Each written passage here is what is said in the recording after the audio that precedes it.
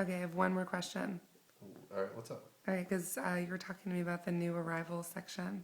Yeah. Can you talk about that a little bit more? Yeah. Earlier, when I would say I'd be bored at Cafe Kopi and I'd just go in there, really what it was about was perusing this really amazing new arrival section. He would pack his records really tight. I remember you would have to pull out like 10 or 15 records from the front, look at those, and that would just make room for the other records to flip. I don't know if you've all ever flipped through records, or if you have, pardon me. It's it's cool to just flip. You know, you can flip, you can see the covers, you can see what it is. And that place was so packed. But anyway, the new arrivals, the stock would overturn pretty often.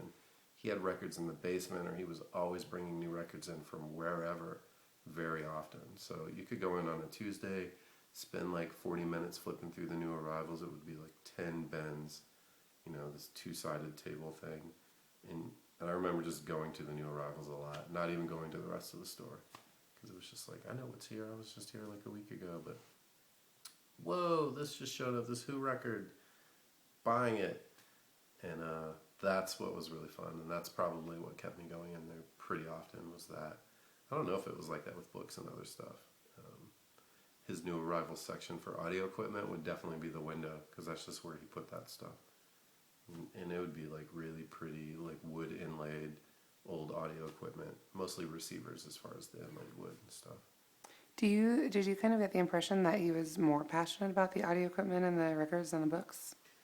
I think he definitely appreciated the medium of records and the warm sound that analog has. And I mean, he had CDs too, not very many, but he never was like CDs are dumb or records are it.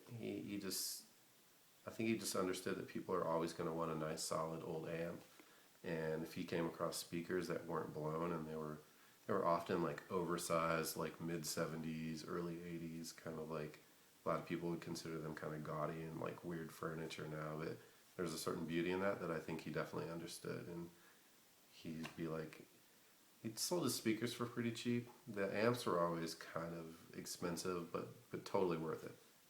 Totally worth it. So I don't know if that answered that question exactly. I just got excited talking about amps and speakers. All right, no, that answered my question. Cool.